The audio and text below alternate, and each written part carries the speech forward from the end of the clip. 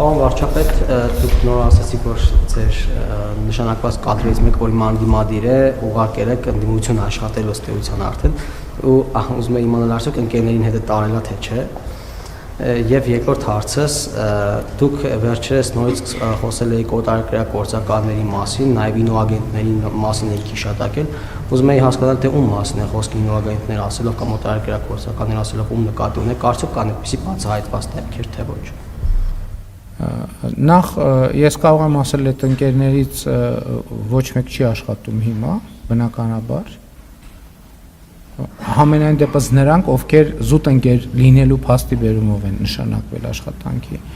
Ինչ վերաբերում է ինոագենտն եւ այլն, դրանք երբեմն որպես պատկերավոր ձևակերպում են օգտագործվում, բայց ես ձեզ համար ուզում եմ գաղտնիք բացահայտել, մենք ունենք անձանց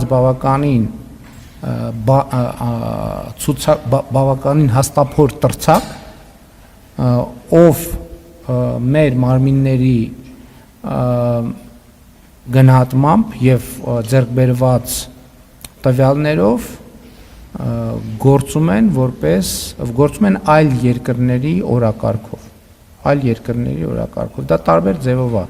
Եթե այդ մարդիկ դեռ ազատության մեջ են,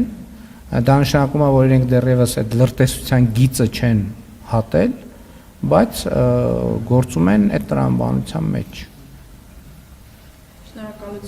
Եվ այն դեպքերում, երբ որ արդեն գծեր կհատվեն, կան, որ շատ մոտիկ են, գծին սենց եզրով քայլում են, երբ որ հատեն կլինի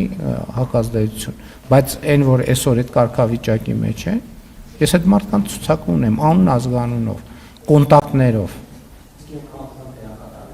Ես խոսում եմ առաջին հերթին քաղաքական դերակատարների մասին։